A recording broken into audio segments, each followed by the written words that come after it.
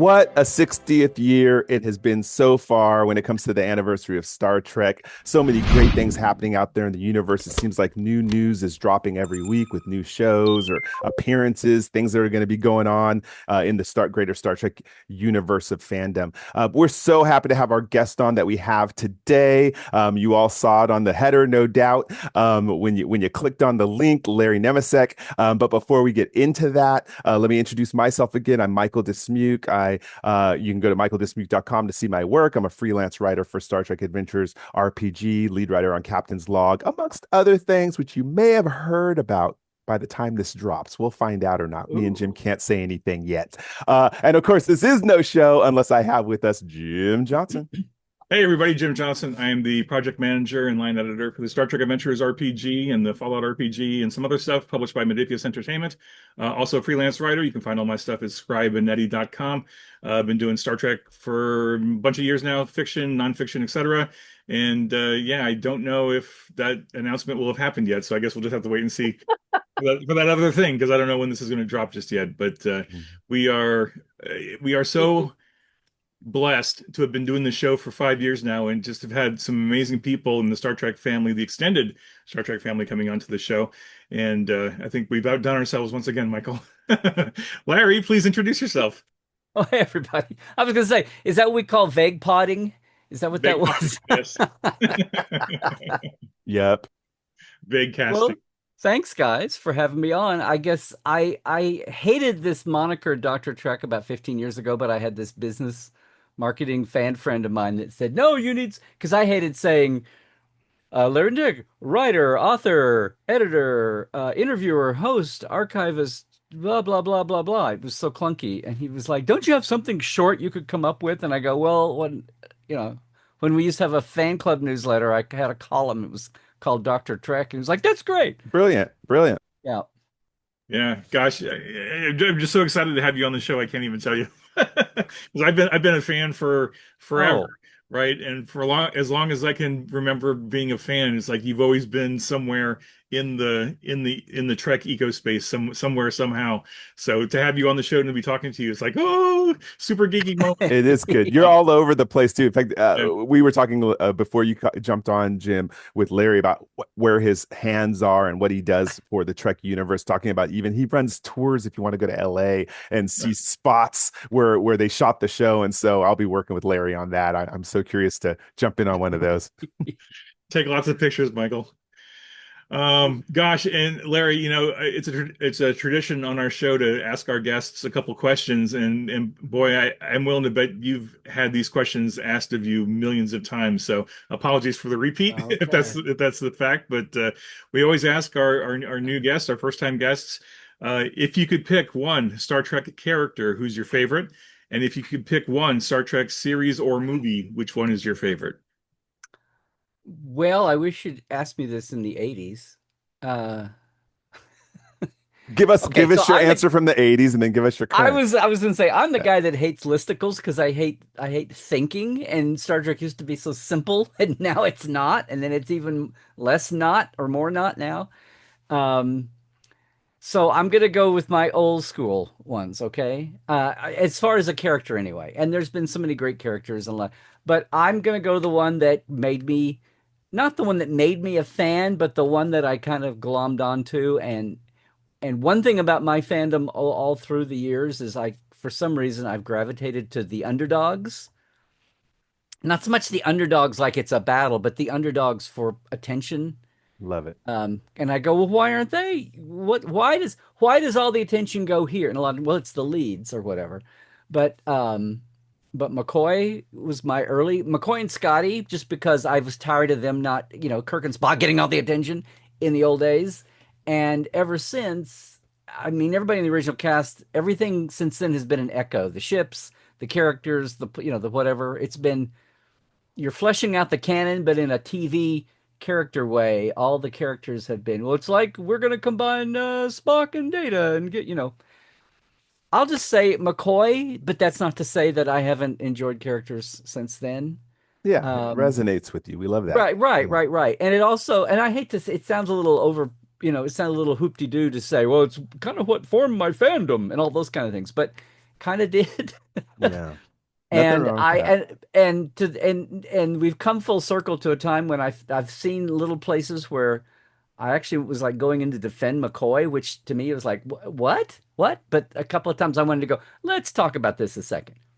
But yeah, there've been a million characters since. I get that. And a lot of them I love to pieces. And series, it's the same thing, except I'm pragmatic and I go, well, you grew up, you had there was no bloody A, B, C, or D in the beginning. Okay.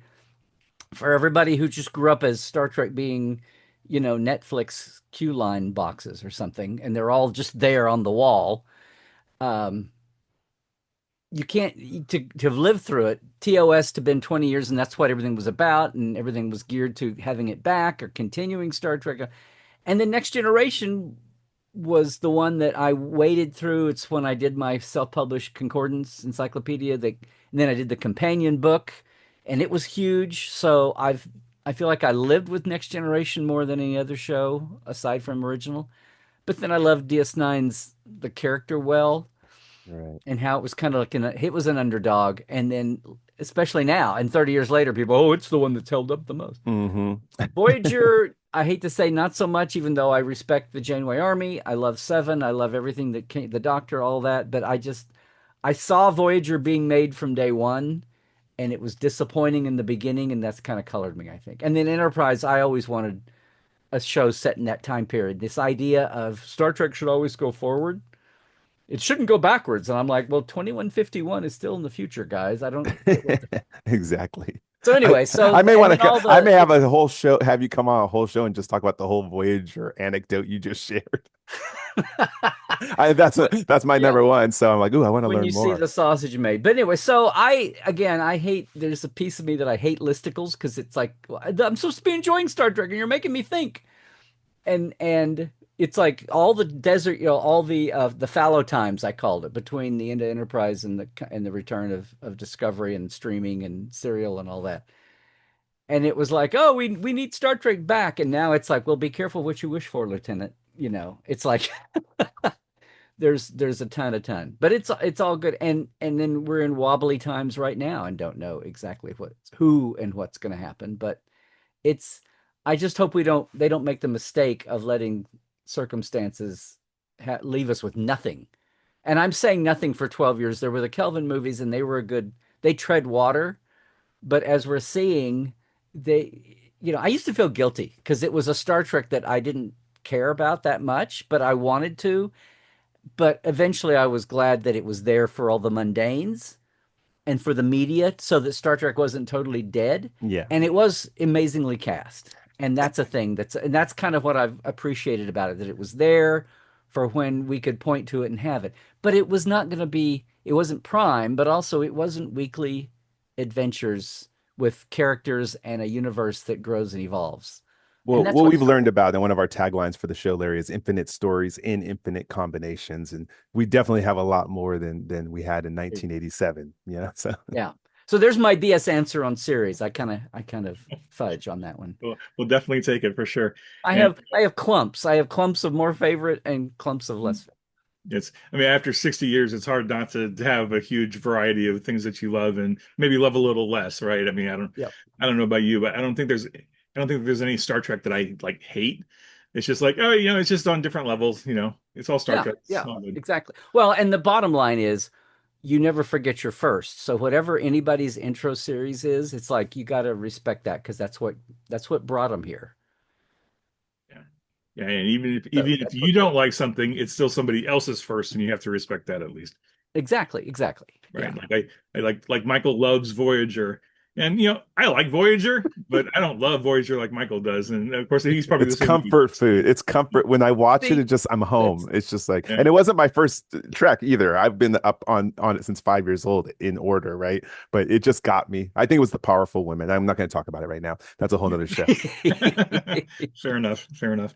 Gosh, so Larry, there's so much we could ask you, but I'll try to keep it on point and get you out of here at a decent time. Oh, well, Uh, no, I appreciate it. you have done so much for the Star Trek, not just the community, but for the fan base, and also for all the professionals who are coming along behind you, right? Like you've been a professional Star Trek writer for a while. There are we who have come up learning from you are now Star Trek writers. We have tools now that you didn't have, when you were starting out, right? Yeah. As an author, as an archivist, and as a host. So like, what got you, if you can summarize it, like what got you into Star Trek, and how did that passion like move you into all the different things that you've done as Dr. Trek? Yeah. Well, I have to say that I came to Star Trek. I mean, I say it was a, so I was in junior high. I've told this story many times. My ninth grade science teacher was shocked that I wasn't watching reruns after school and said, you go home right now and watch. Her exact words were, "Oh, Larry, I can't believe you don't know Star Trek." That's exactly what, so I was like, "Sorry, is that the show with the guy with the ears, the space show?" And I didn't run our TV when I was a little kid and it was on prime time. So, like go forward into the rerun era. But I came in as I was a big NASA, like when I was a kid, I had NASA stuff, posters, all that. And I'm aging myself here like it's a big secret. But I had like the Apollo crew posters on the walls and everything. And we played moon landing, at recess or at our yard or whatever. And but I also was becoming a big history fan, especially American history. And that's kind of what when she made me watch, and that's what stuck to me was the fact that that was us in space. And this was a year or two before Star Wars. So it wasn't like there was anything else big. There was sci-fi out there, and I like sci-fi, but I wasn't like a sci-fi, and I wasn't a reader. So, but I came to it as a real space and a history person, and that's kind of where I stuck to it because what got me after a few weeks was like, oh my God, they've created now we have all these words and buzz phrases, and now we say world building and all that. But back then it was like, oh my God, it's like they've built a whole other world, and you could just crawl inside your TV and go live with it. And then you start finding that, there wasn't much, but when you found the making of Star Trek, like the original Bible about making it, and you was like, oh, and I didn't know I was learning about TV in general. But just about Star Trek is like, oh my God, they cared. Like that's why I care because they cared that it wasn't just slop. That's a good term from these days. It wasn't just, sci-fi slop out there. It's like if that door was to the broom closet one week in the corner of a room, a month from now, that was still going to be the door to the broom closet. And but at the beginning, when you're a kid, you don't analyze all this stuff. You're just going with it. And after a year or so, um, the other thing was I was like, okay, and you'd start to see T-shirts, and and you'd get the Lincoln catalog, and you'd get the mail order, no internet kids, and I'd go, oh, well, here's a Kirk, and here's a Spock, and here's a crew group, and here's the Enterprise, but I just want a Scotty shirt, or I just want a McCoy shirt. Where are they?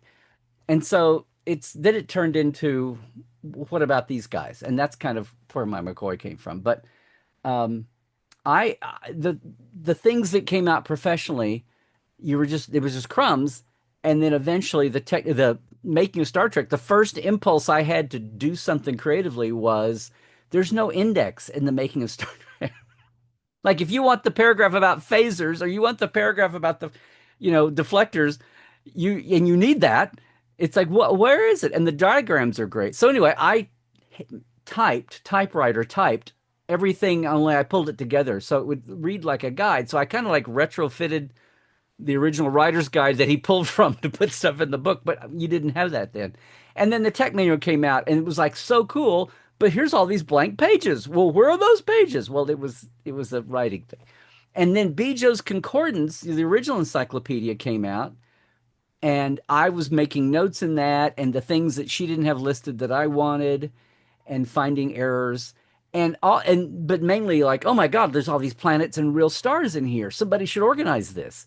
And that's the other thing is I Wow. went down that's what led to I, stellar cartography. I have my copy right here. I continually look at it. So I love what you're saying because for listeners, again, Larry is living that point where they say, if you are looking for a book and it's not out there, it's your job to write it, right? Kind of. Well, you didn't think about that. I mean, in the beginning, it was just like, I need this. And that's what I say this all the time on the Trek Files. It's like Star Trek before the internet, Star Trek fandom and this passion for there had been nothing like it before. You had movie stars and singers, right? Okay, you had Elvis, you had Frank Sinatra, you had the Beatles, you had the Monkey, whatever.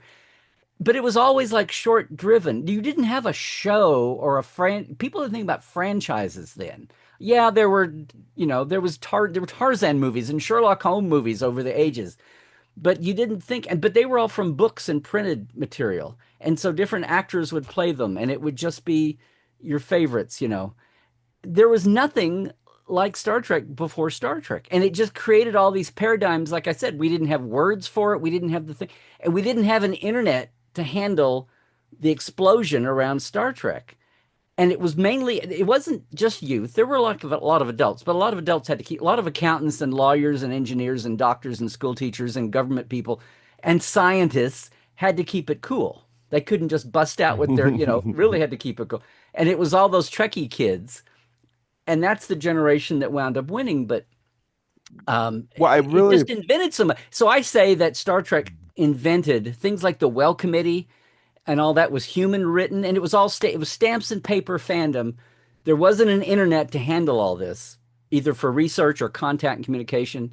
So humans had to do it, and we needed the internet in the 70s and the 80s, and it wasn't there yet. So all of that, half of Star Trek fandom activity, if it wasn't like writing fan fiction or fan nonfiction, it was just organizing stuff and making the flow go so that people could do their zines that led to clubs, that led to conventions, that led to the split from old school lit cons into media conventions.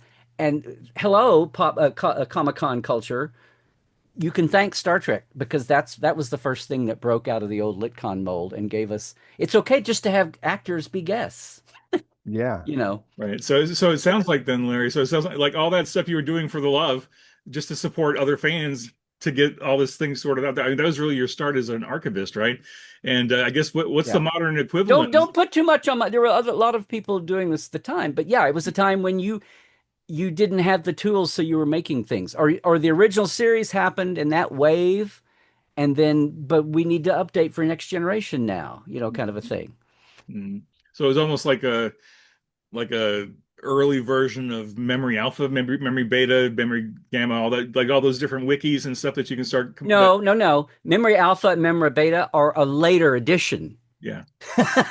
They're the later edition of what everything was because you needed to be you needed the information. In the beginning, Right. that was ink on paper, Right. Right. had to be, and it was methodical. I mean, my God, Dorothy, BC, Easy. B. Joe Trimble. Come on, Larry.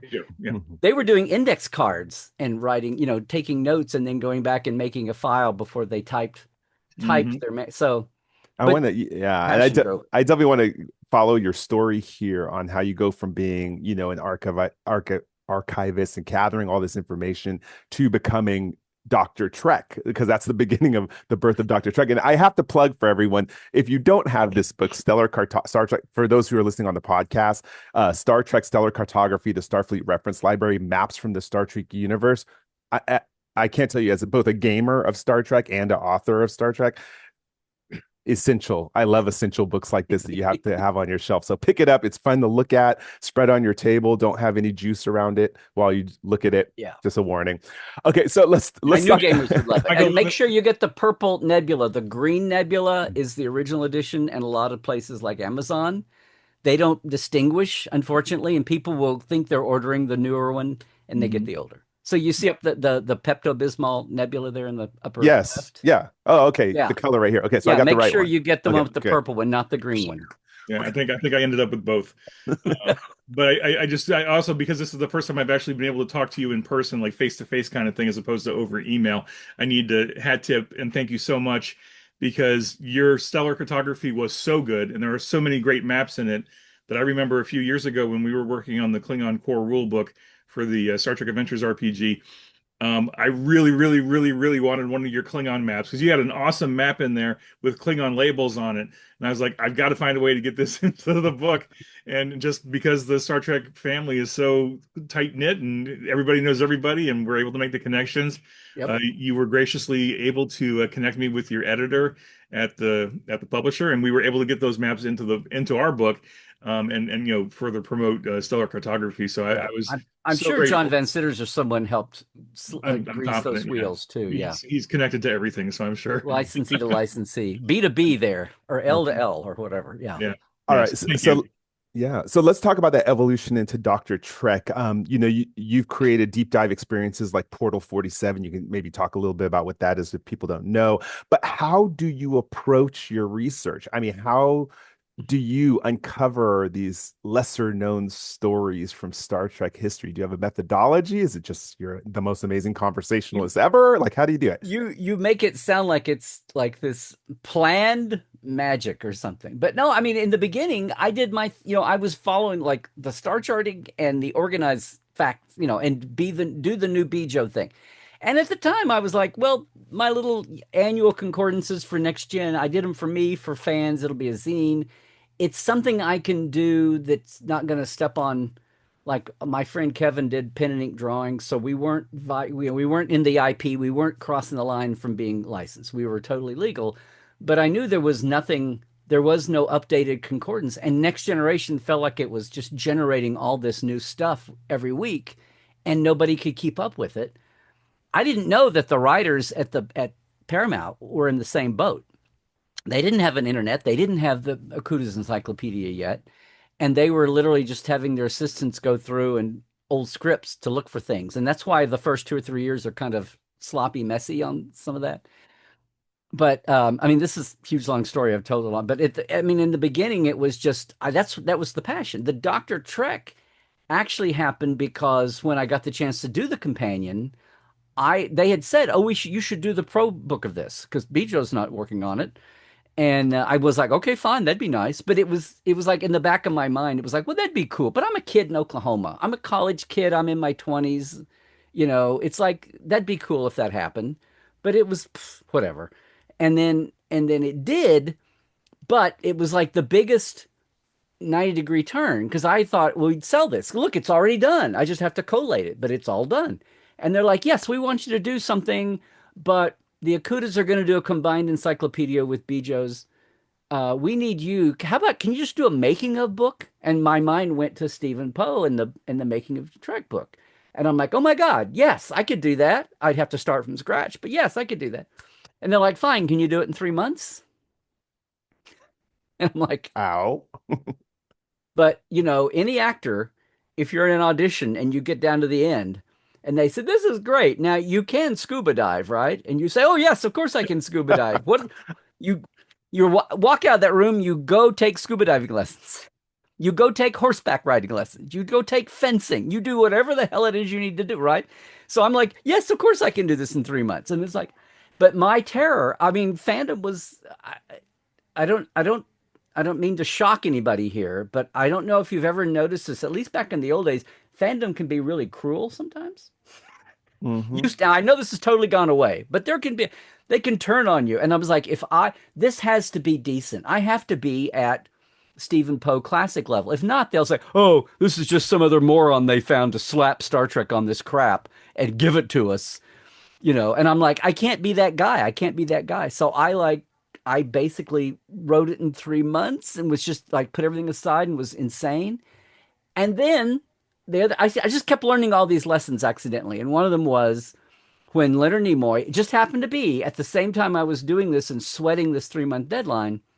What was the biggest thing of the first, and this was going to be the first 5 seasons, right? The blue one. What was the biggest event in the first 5 seasons of Next Gen? Leonard Nimoy coming on and being Spock in the fifth season, right? In the anniversary year.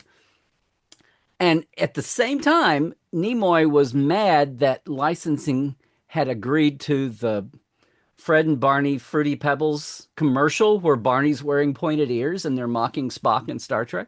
And he was pissed that he hadn't been consulted about it. So he put a kibosh on approving any more images until they sat down and talked about it. So Well, I did so not thanks know to that. Fruity Wow. Pebbles and the pointed ears and Leonard's thing, I got 3 more months to write because they didn't want to publish without his pictures. And even then there was a few that went out without Spock in the unification entry, which was insane.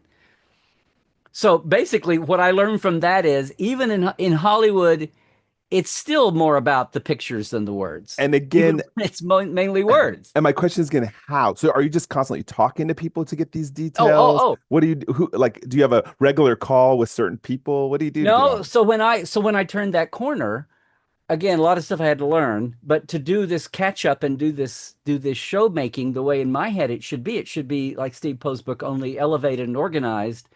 I just said, and frustrating because the systems that were supposed to help me didn't at the beginning, and I had in my head the bar I wanted. So I just found my way and found people and got the trust of people, and then didn't and then was honest and accurately, recorded or whatever, and and just didn't screw people. I just didn't have an agenda, and I didn't care about gossip. It's like, yellow journalism, whatever you want to call it, tabloid stuff. It was like a salacious stuff. It was like, well, if two people had a fight and they're not going to get into the details, and I didn't have room for details, it's creative differences. And I just started there. Oh, I should say also that my background is in acting and theater and also journalism. And I worked in news for 10 years. So I treated that's, and then I just had a graduate degree. So I was in about the end notes and everything. So I just brought that. But what I saw happen was a lot of time you'd have a journalist write a story who didn't know Star Trek, or you'd have a fan get a chance to do an interview, but they didn't know the industry.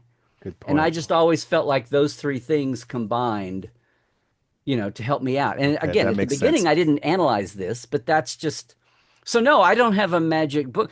I learned some things like if you're going to talk to everybody about the whole season, the best time is go in at the end and this is before anybody worried about spoilers, but just go in at the end because they've got the whole year. You can do a sit down.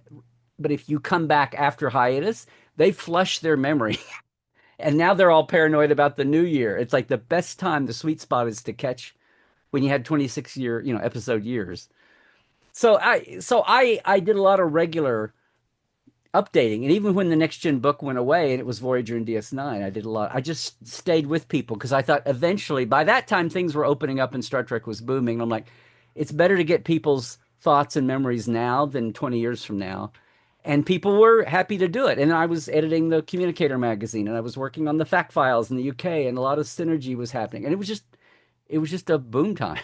I love the energy. I mean, before we go to Jim, the next question, I gotta say, because we talk about it all the time here, people are writing before they're paid to be writers. People are passionate before they're paid to be passionate. And that's what I'm hearing a lot exuding from you right now, which is wonderful. Mm. Yeah, absolutely. So I've got the latest version of the companion here, and Yeah. I know it went through at least two versions prior to this, right? I mean, there was the blue one, and then I think there was a red The one. 5 year was Yeah, the blue, then the 7 years of TV in the first movie was red. And yeah, there red. was no master plan. It was just how It just things happened. evolved. And Yeah. and Pocketbook's calling the shots on almost everything. Like I'm just fulfilling, it's a work for hire, it's a license thing. Yeah. Hmm.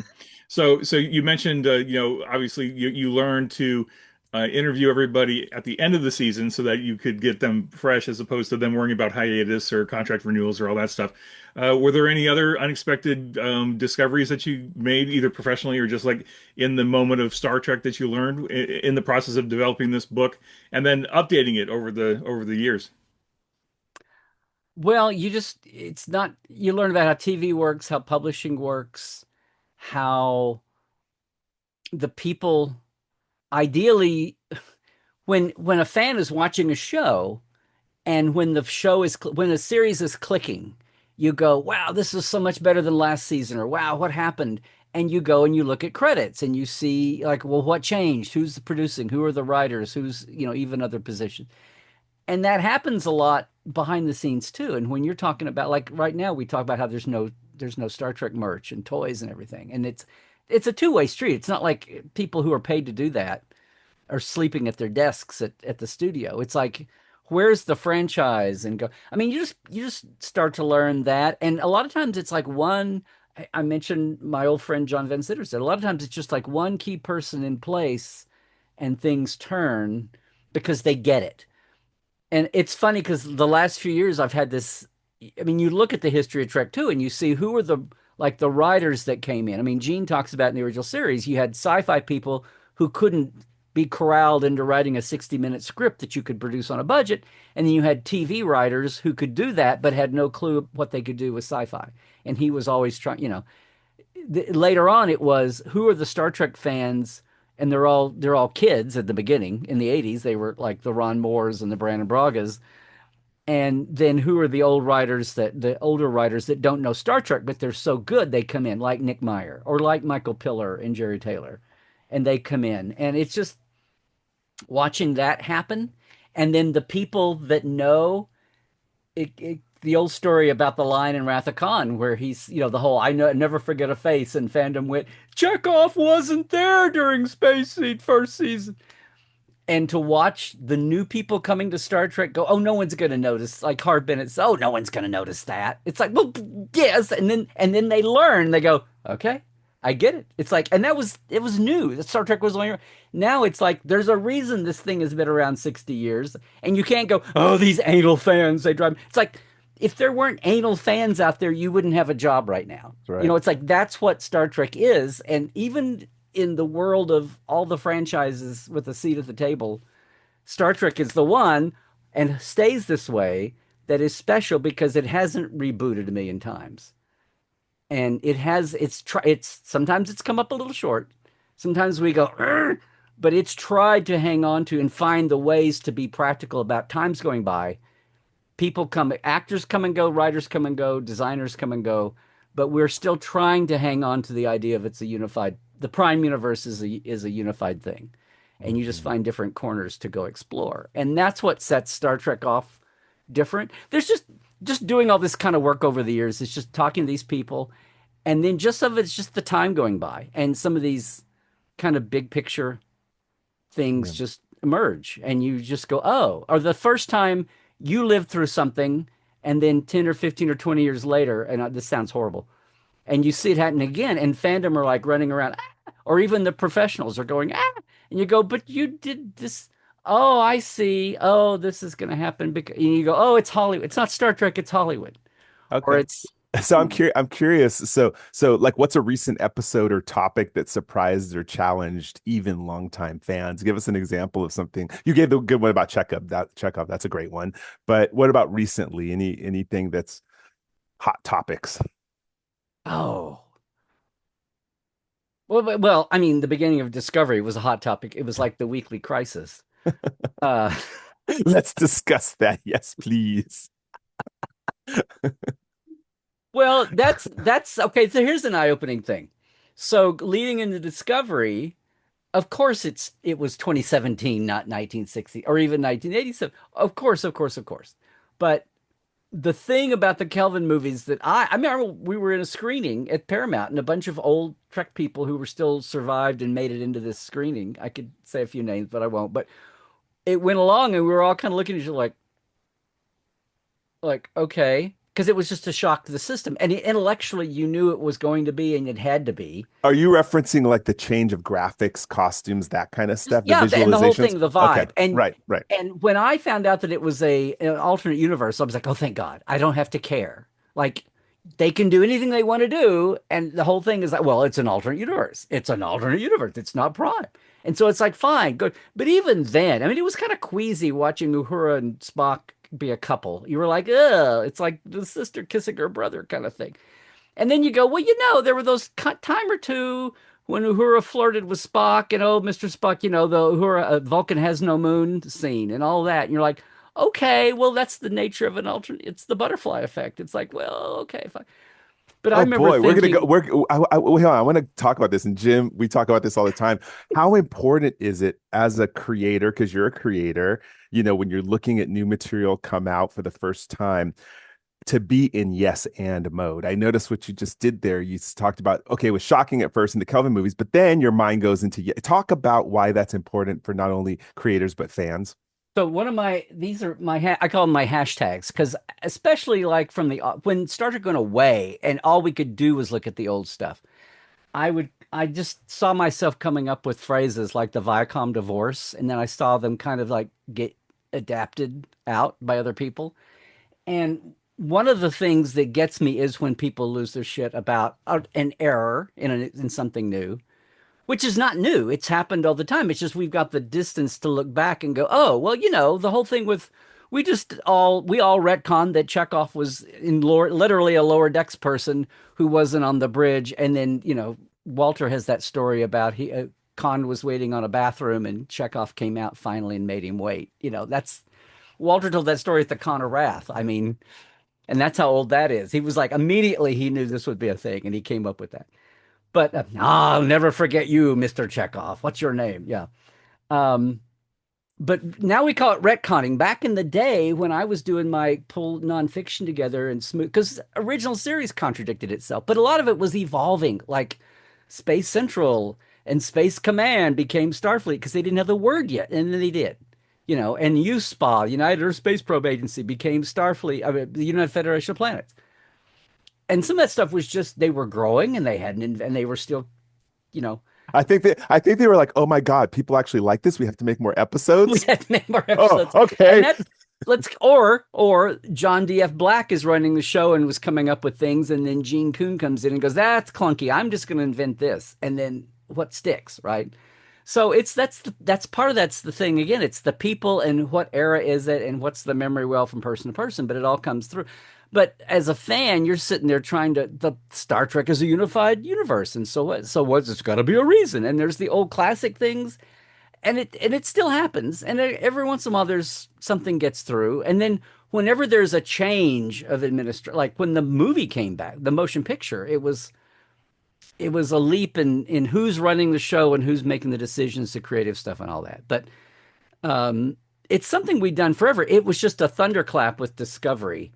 And then leading into it, Alex had been saying, "Oh no, no, we're following canon. We're following canon," and people were losing their cookies over, like Michael being a foster daughter for Sarek and a foster sister to Spock. And why are you? And to their credit, everything they did conceptually made sense. In fact, it gave me the biggest thing out of Discovery's first season was it gave me a whole new look at Sarek and the Vulcans. It was like, Yeah, oh my God, we just put Spock on a pedestal and we put all Vulcans and Sarek on a pedestal too. And Mark Leonard and Sarek was amazing. But this guy was pretty twisted. Like, hmm, look what he did the same thing to Michael that he did to Spock. We don't talk about the fact that they didn't talk for 18, that's old dusty canon. It was they didn't talk for 18 years and Amanda's sad about it. And then here he's like, he's a pretty twisted guy. And then wait a minute, he married two humans and he had a baby with a princess, and that's at least what we do know about. It's like, yeah, and then you look at the Vulcans waited 200 years to tell the Federation officially about Pon farr, and McCoy had to figure it out on the fly after 100 years of exactly. being Federation mates, and then 100 years of contact before the. Anyway, it's I'm with just you, Larry. you No, I'm know with everyone knows who knows me is I'm not a fan of Vulcan, so I'm riding this train with you. it's a good thing you waited till Voyager, because if you'd been around the first 20 years, you would have had to been a Vulcan fan.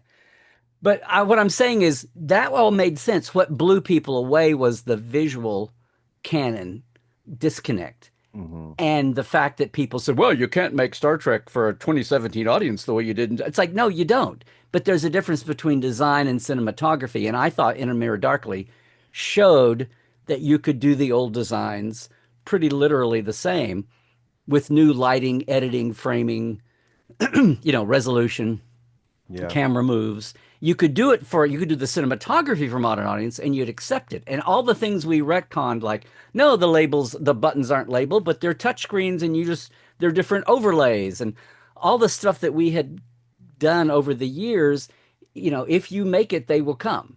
yeah. And that's what blew people away about Discovery was this thing about, oh, we have to make it for a modern audience. Well, even people off the street told me, they're like, how is that 10 years before Kirk and Spock? I wonder if they That, complain as much about Mickey Mouse not being on a steamboat whistling with little stick legs. I just wonder that about was that.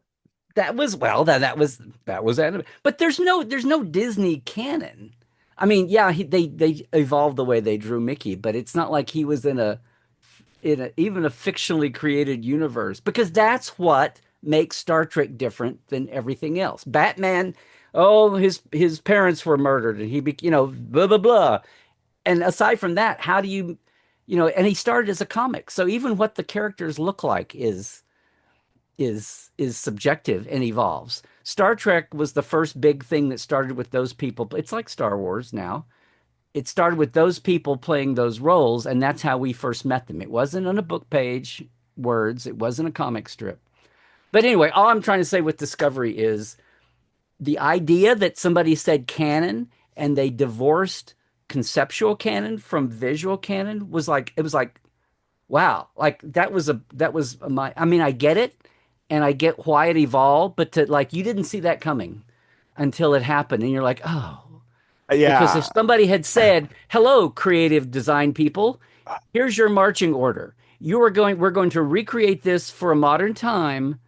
And no, you're not just copying something. You still have a creative challenge. You have to take the exact shapes and designs, roughly, the exact blueprints, but make it look good. And I know use today's materials, use today's lights and electronics and whatever in today and make that look good. And then we'll let our camera team and our editors do the rest. But your marching orders are not to take the easy way out and just do, Matt Jeffries said if Star Trek had the budget that Irwin Allen had for Lost in Space, the bridge of the Trek world would be all rows of blinky lights and look like 1960s sci-fi computers. But they didn't. They were poor, and as a result, it's way more iconic than the bland, oh Yep. look, it's rows of blinky lights in Lost in Space that look impressive for 5 minutes until the world moves on, and that looks old.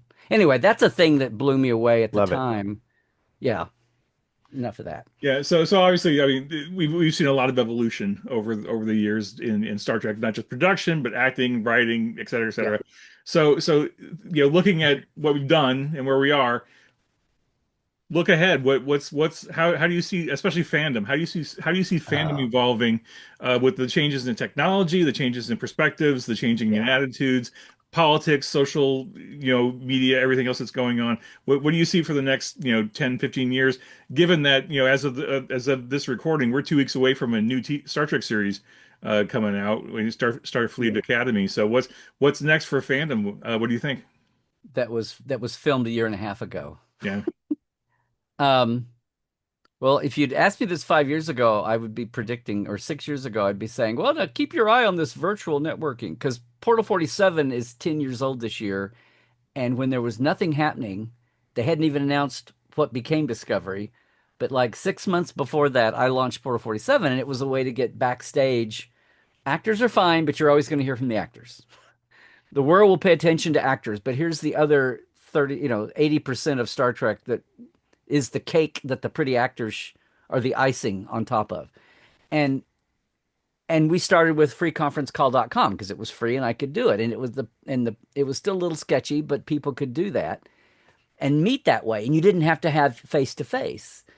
And within a year, they'd added cameras and everything. And we did that for 4 or 5 years. And when the pandemic was coming at you like the iceberg at the Titanic, and I did a Trekline Tuesdays live about this. I said, if we get through this, and it was very scary because who knew, are we going to be the worst sci-fi movie ever and 99% of the world dies?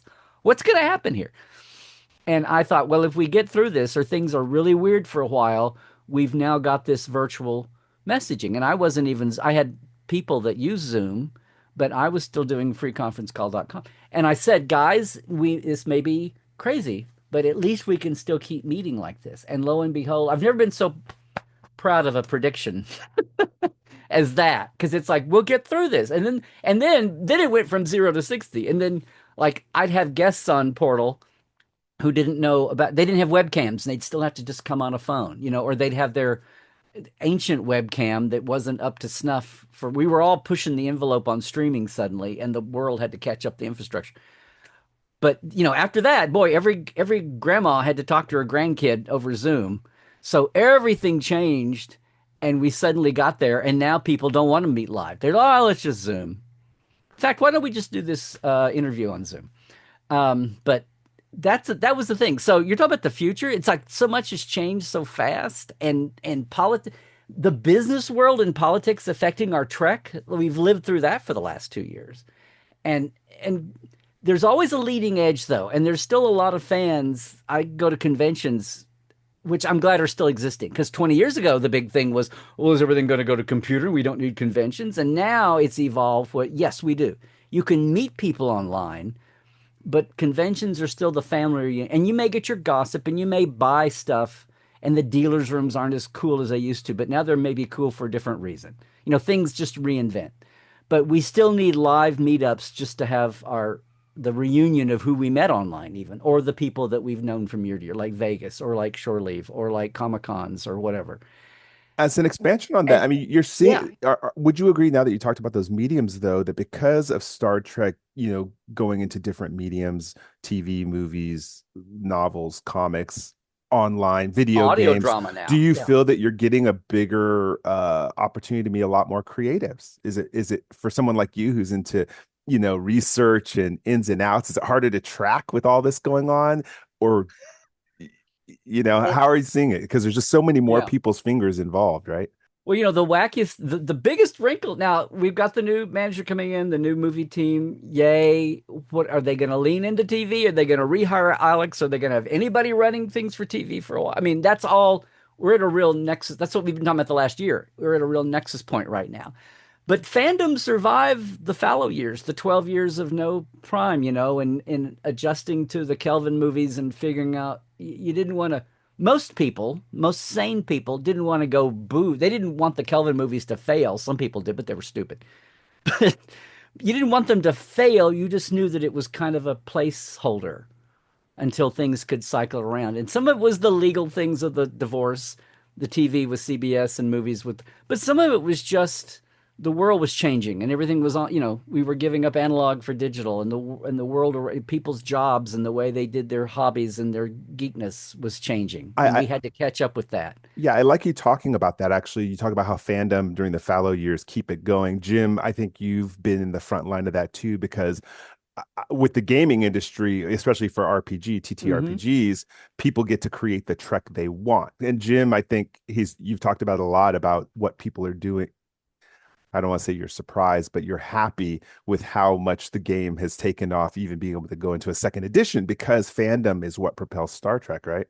Yeah, I think it reminds me of what happened with Star Wars and West End Games back in the late 80s when Star Wars was done, right? There was no new Star Wars. The Timothy Zahn novels hadn't come out yet. There was nothing happening. And yet West End Games got the RPG license, and they were creating new content all the time. And they had a huge library of books, and to the point where finally, when Zahn got hired to write the new novels, they sent him a truckload of books from West End Games, the RPG, and said, "Okay, here's the new canon. Go put that in your book." And then it just all steamrolled from there. And I think in a way, in those fallow years, I can remember those as a fan. It was the novels and the comic books and the RPGs that were still coming out and then That still was all there sustaining. was. Yeah, that's That all was there all there was. was. And They no, were up and running and had momentum to go forward because everything else, if it was new, nobody wanted to touch it because either they thought Star Trek was dying or everybody wanted to wait for the JJ movie. And it's mhm. like I kept saying it's just a 2 hour movie. It's gonna come and go, and you'll wake up the next day and go, "Oh, I have to wait 3 more years to get 2 more hours." Yeah. That's not the Star Trek model I want. But everybody was so enamored, and starry-eyed about it. They had to live through that and go, "Oh." And I was like, I wish it all the best, but if you're going to lean on movies as a model, then this is the reality, guys. And Trek people want more. And More yeah, thank goodness we had the books and comics and game and in the games. Yeah. not So STO yet, but very soon after. Yeah. soon after, yeah, yeah. But Michael, I agree with you. I think RPGs, not just Star Trek, but just in general, RPGs are a creative way to get the fans telling more stories, right? And I think being able to feed that to them in some format is really beneficial because it sustained us, right? As fans, it just kept us going until the next thing could finally come out. Look, there's plastic kid modelers, there's cosplayers, Yep. and these have all bloomed in the last 20 years too. But I mean, there's nobody like gamers, and I mean especially RPG gamers.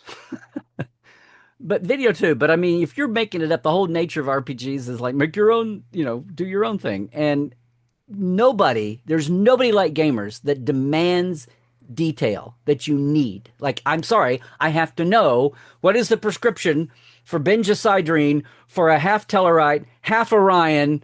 I mean, you have to know the stuff. And Like if it for doesn't exist, if it's not screen canon, then you've got to make it up. And I trust fans the bulk of some things percolate up, like things percolated up from fan fiction, about sorry, about Vulcans back in the day, or anything. No, I'm gonna A laugh at lot that of because it's funny because not only do gamers do that, TTRPGers, but when we write something in our head, it becomes our canon. And when we see conflict on screen, we're upset because why don't they think logically like us? like I I did, like totally we see it did. exactly. But there's the story about the licensing and gaming. There was when Next Gen came back, and I think it was still FASA. They came out with a next gen, like an update for the 80s. There'd been Monster Maroon era, and then when next gen came out, they were anxious to be relevant and update and be with the hot new thing. And they came up with a game manual, and they're gamers. They need a billion details, and it's early next gen. And you had the basics to get out of the gate with the pilot, and they're a licensee. They can get everything that's been created, NDAs, but that's like nothing. It's like crumbs compared to what they need. And they publish the book, and then Gene sees it, and Richard Arnold, and they're like, "Oh my God, you can't be inventing all this crap."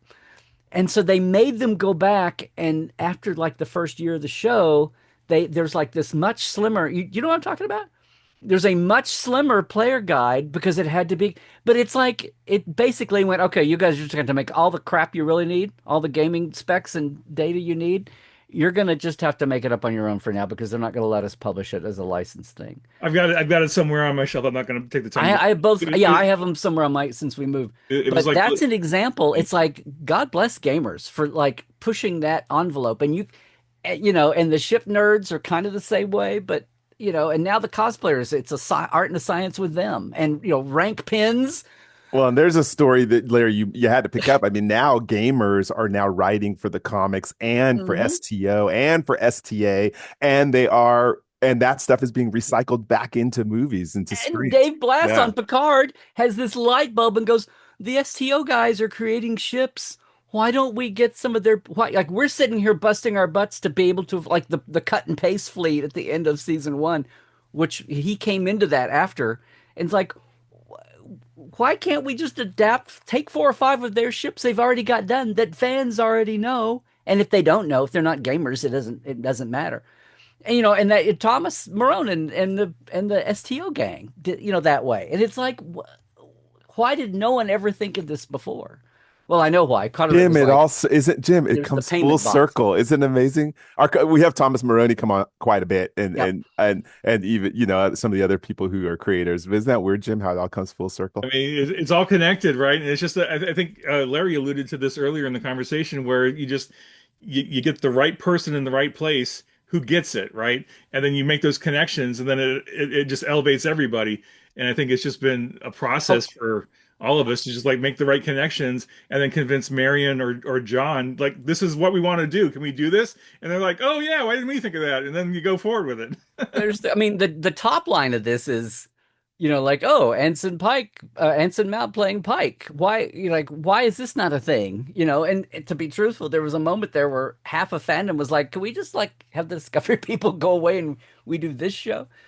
Which is why people are so shocked that a legacy may not be, it's like, why you did it once? Why? Well, it's like, well, that was 15 different situations are different now than they were. Circumstances are different now than they were then. But that they talk about fan ownership again. Star Trek wrote what was the original save show?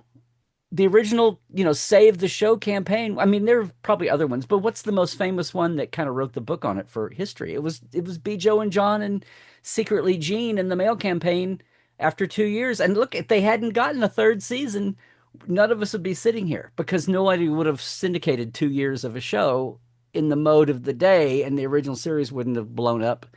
And you might not have there might have been some sci-fi revival eventually, but it wouldn't have looked like Star Wars because the Star Trek boom helped George Lucas get his last financing to do the Yeah. Star Wars, his first Star Wars.